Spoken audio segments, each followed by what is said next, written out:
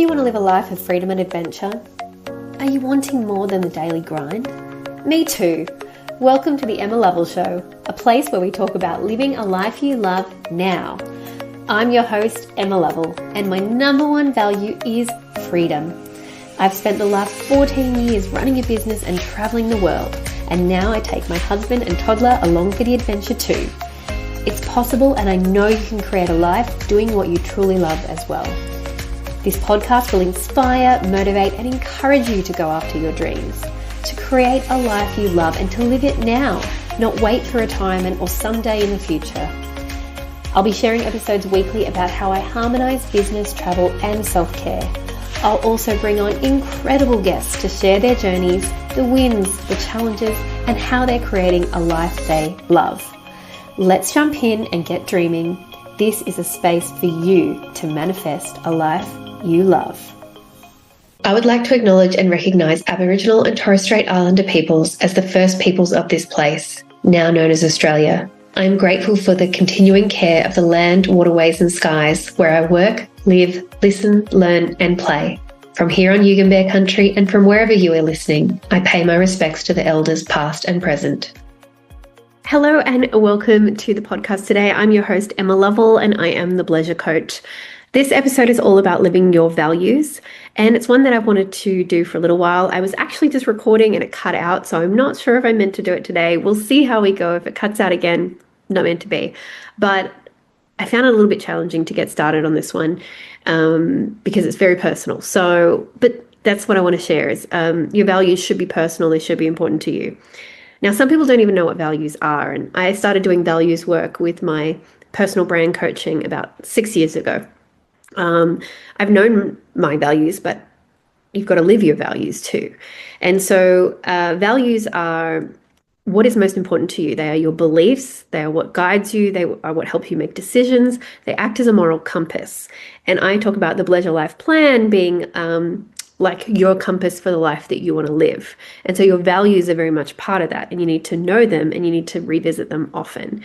And sometimes they change. Like I think I was under the belief that your values wouldn't change, but that's not true because your life changes. And my values from when I was a single person to when I was in a relationship to when I'm a business owner to when I have a child, that has all changed. And in different seasons, your values will be different. So it's important to keep coming back to them. For me, my values are adventure, integrity, wealth, love, freedom. And freedom and adventure kind of tie in together. Wealth and freedom tie in together. Love and adventure, they can tie in together. Integrity is something that I always come back to. Integrity, even for me, over honesty. Those are values that I just keep coming back to. And I'm very open and happy to talk about my value of wealth. I think wealth is, and this is where it cut out before I was talking about wealth, but wealth is, for me, wealth of many things, wealth of health, wealth of finances, because that does help you to have some other things. It helps me to have freedom. It helps me to have adventure. And those are the things that stood out the most to me when I did my values exercises, and I can still come back to them. And over the last few months, I've had to be really tested on my values and just in multiple areas of my life. And it's been a great reminder of what they are. And the love, when I talk about love, that is, I do love very deeply, and love is important to me. And I didn't used to include family in my values because I was like, well, all of my values help me to be the person that I am for my family. But love, when I talk about love, that is my husband and my son. And they are my inner circle. They are my inner family. They are my created family. They are my love. And I have love for myself as well. But love is something that's very important to me. And that love value has come up a lot. And so let me give a long story short of what's been happening over the last few months. Oh my God. Wow. You don't want me to do this today, do you? Oh my gosh. I thought my computer stopped out. Okay, something freaky's going on. I don't know if I'm supposed to talk about this today. I've got about 8 minutes. So This is weird. I'm actually catching a plane today. I have recorded another episode about being thankful and grateful today, so you might have heard that one, but I wanted to do this one a long time ago. So yeah, anyway, I'm hopefully this is all still here. So that is very weird and creepy, but so last few months in I was in Bali in September and I found out that there was a political crisis in Nepal. It was awful. The government is still challenging. We're in December. They're still having challenges. The government basically fell apart. A lot of people were killed and it was awful. Riots in the streets, a lot of damage to the city of Kathmandu and heartbreaking. But I was actually meant to be having a retreat in the November, so 2 months from that time. And so ultimately, over the next few days, what played out was it just wasn't, I was advised not to continue. I was feeling that that was the right decision anyway. And we moved my entire retreat from Nepal to India. Now, I had to give my clients options as well. This is through my Rest and Receive business, but it was the Pleasure Life retreat. It's the first Pleasure Life retreat. So we moved the entire thing to India, and then I had to give people options. So I kind of early announced Bhutan, which I'm doing in 2026, Bhutan and Pleasure Life Retreat for October 2026. And I also announced the Australia retreat, which I was wanting to kind of launch at that time, but I didn't plan on relaunching a whole nother retreat. Like we almost had our group set, and I was then relaunching it. But amazingly, 6 out of 8 people came. 2 were going to the Australian one, and it went ahead, but it was hugely stressful. So I was then working on my cousin's book. My cousin is 102. He lives in America, which is why I'm actually here in America right now. I came to visit him. And we found out I was working away on the book, really getting started. I'd done all the interviews in August and I sat down and gone, I need to get this thing done. I did a Kickstarter. I was in the middle of raising money to do the book. And we found out that my cousin has colon cancer. He'd been suffering with some sort of stomach issues and things for about almost 2 years. They hadn't done a CAT scan. Finally, they decided to do a CAT scan for some reason, and they found that he has colon cancer. Now, he is 102 years old, so it is unsurprising that there's something that would happen to him. Like, he's quite the medical marvel, really. But when you have that sort of diagnosis at that age, it's pretty kind of certain that things are going to progress. So they decided to do surgery to remove or to move things around for his discomfort, to take some of the cancer. It was wild that they decided to do the surgery, but it was kind of like that or suffer. And it was horrible. It was horrible. And I'm over here in Australia trying to work on his book, trying to interview, trying to get information, and then now coordinating with his friends for hospital and recovery and all that sort of stuff. And I just wanted to get on a plane and get there ASAP, but I just couldn't. Well, I had a week that I could have done it, and I was trying to figure out, and I was frantically trying to work it out, but turns out another friend was there, so he was able to do that. Now, around this same time, middle of September, I had been called suddenly one day to pick up my son at 11 a.m. from childcare. And, so I'm working on this book. I had just launched my retreat course and we were working on, I was about to deliver my first retreat live call that day about how you can host a profitable retreat through the Rest and Receive business. And then I got a call from the childcare to my husband and then to me to pick up my son because he couldn't settle down. They weren't giving me information, actually. Just come and get him. Okay, so he's had days where he's been upset or whatever, and then so they got me to come and get him, and I didn't really understand why I was there. He didn't understand why I was there, or he'd done something. And then the next day they told me there'd been some issues, and we'd had a meeting in July about some heightened behavior and things like that, but he's 4 years old, and the answer to everything they told me about was he's shouting or he's had some physicality with other children. And I'm like, yeah, well, so other children have been physical with him too. Isn't that what they do? Isn't this what they're teaching them in the environment? We can talk to him at home, but we're not there. So anyway, and it was really, really upsetting. And I got this email saying all this stuff had happened. And I was like, well, we have to have a meeting. And I felt very unsettled after that. I didn't actually want to send him back that week.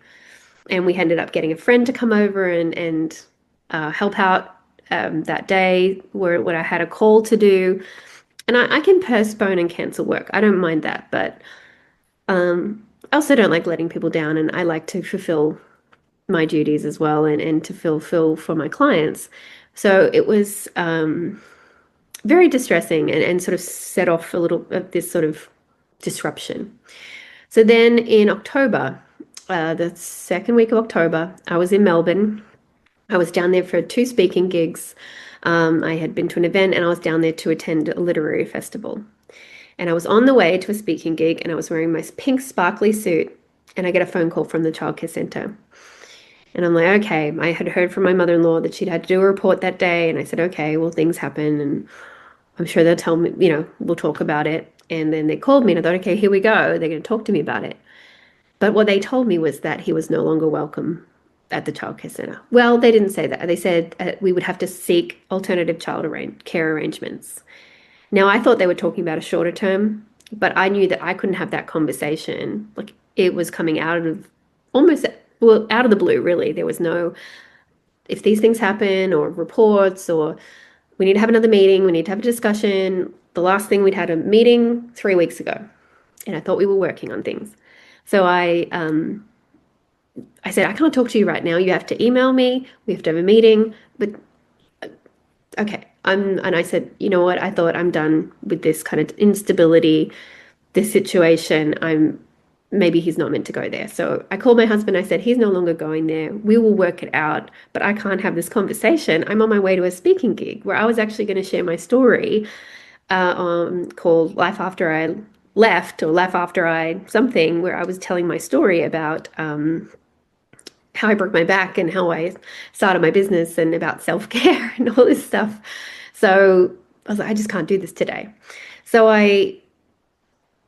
he said, I'll call them and call me back. And he said, no, he is not, it's not a suspension or a short-term thing. They are excluding him or expelling him, which I'd never even heard of. And quite frankly, I went into probably shock, but again, I couldn't deal with it. I couldn't deal with the situation on this day. So I went and I showed up in my sparkly suit and I did my speaking gig. But that night I got back to my friend's house and I saw an owl on the wire actually. And I thought, tell me what to do. What is happening? What is going on here? And I thought the wise owl, like it was so wild. I had seen this owl on the wire at my friend's house. I thought, what is going on? And I struggled to get to sleep that night and I was looking at flights in the morning and I got up in the morning and I got on a plane. I changed my flights and I got to the airport and I just had to get back to my baby. And the thing is that I don't actually really have proper answers from this childcare center. And this is the first time I'm talking about it. It was really upsetting. And I can understand and I can handle that children have difficulties. I will not deny that, yes, sometimes my child has hit someone or had an altercation, but I have also had many reports about my child being bitten and hit. And I don't think, I know that those children were not excluded from a childcare centre. I tried to go in there and get a report, and they would barely speak to me. I tried to email. I showed that we had tried to communicate. I tried to show that we had meetings. This has all happened within the space of 3 months. 1 month of which we were not even in the country. We were away for 5 weeks. So in this time, they have decided to exclude my son. And it was so distressing. And then we were left on a moment's notice without childcare.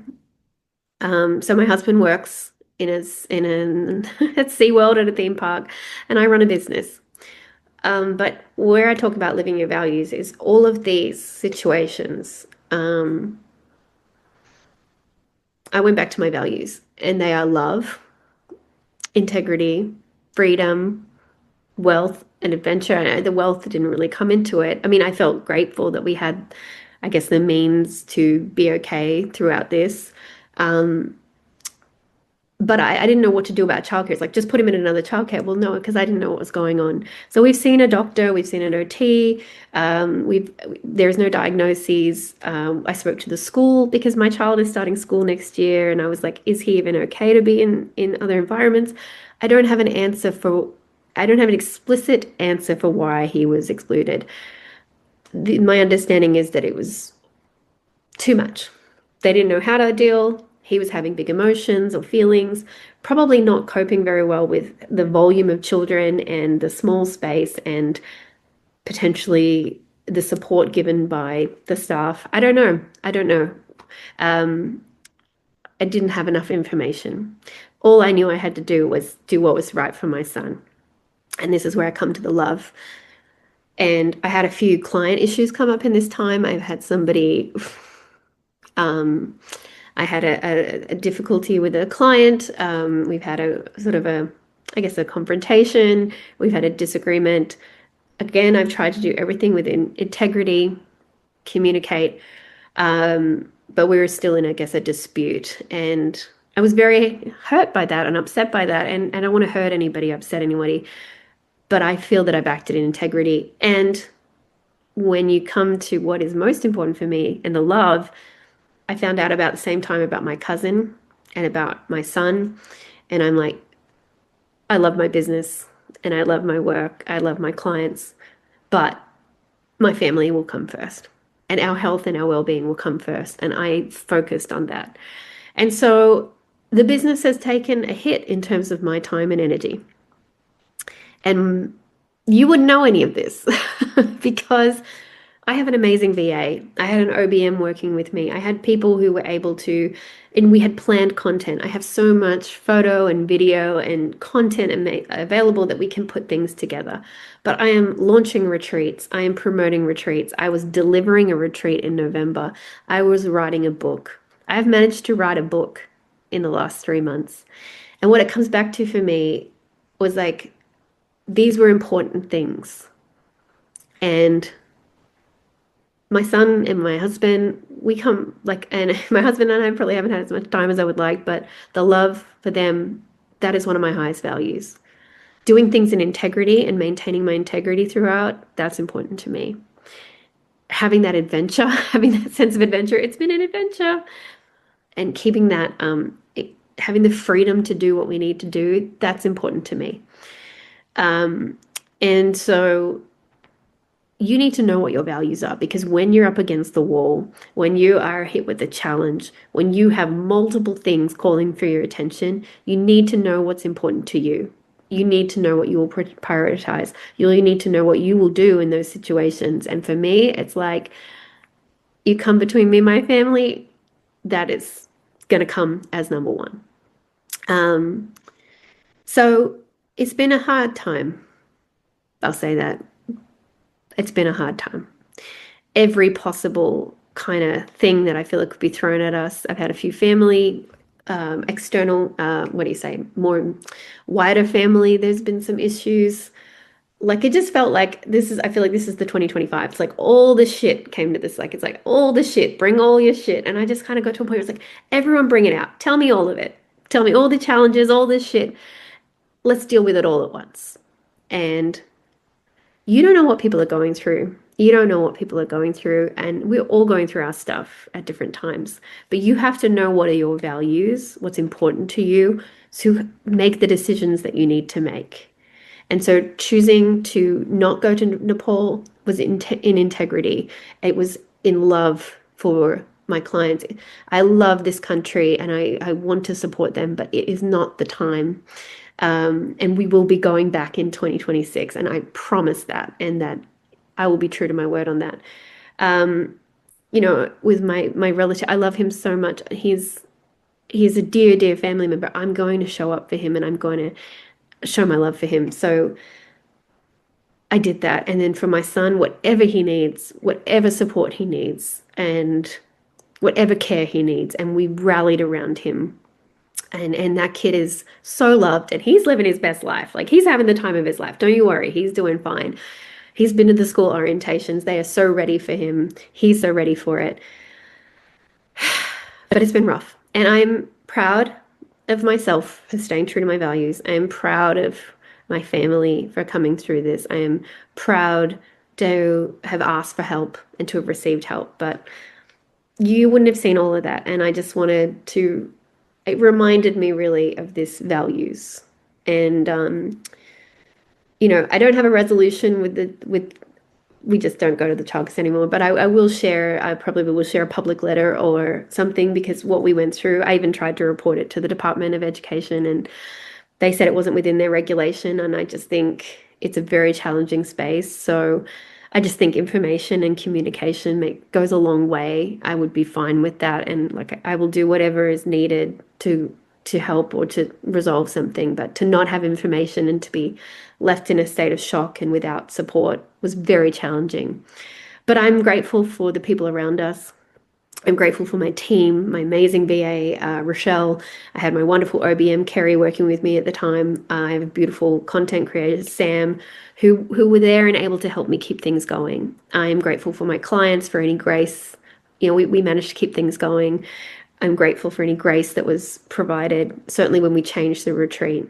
And I am proud that when I commit to something and I commit to these projects, that we've managed to keep them on track. So my cousin's book, it's going to come out in February. We're going to do that. And my son is healthy, happy, he's well. I could use a bit more self-care now, and some time with my husband, some nurturing and loving for us. And we have a trip planned in January to Samoa, which is going to be some really important family time. But your values there should be three to five values. And I really encourage you to work out what those are. So that's a little behind the scenes of what's been going on. But I do think this time showed this is my pleasure life too. My pleasure life is choosing what's important to me. Living a life I love means focusing what's important to me, making hard decisions that sometimes might disappoint or let down other people as well. And finding the harmony is that sometimes the self-care and family is needed more than the business requirements. And so sometimes it's more work, sometimes it's more self-care, sometimes it's more travel and adventure, and that's when you find the harmony that's right for you. And so I feel that this was a time where I really practiced my values. And I just wanted to share that behind the scenes with you. I welcome and I would love to hear what you're going through and anything that's coming up for you. And thank you for listening and for holding this space for me too. So thank you, and share with me at emma@emmalovell.au on email. That's probably the best place. Keep listening, and if you think this episode resonated with you and you want to share it and why values are so important when things hit the fan, then please do share this on to somebody who needs to hear it today. All right, take care. Thank you so much. Thank you for listening, lovely one. I hope this has inspired you to dream big and start creating a life you love today. If you love what you're hearing, don't forget to follow and rate on Spotify, and rate, review, and subscribe on iTunes. It helps other awesome people to find this podcast and get motivated and inspired as well. Want to stay connected? Come and join the Live a Life You Love group on Facebook, or connect with me on Instagram, emmalovell.au. The same as my website, but all the details are in the show notes, lovely. I'll see you next episode for more inspiration, motivation, and freedom seeking. Now go out there and live a life you love.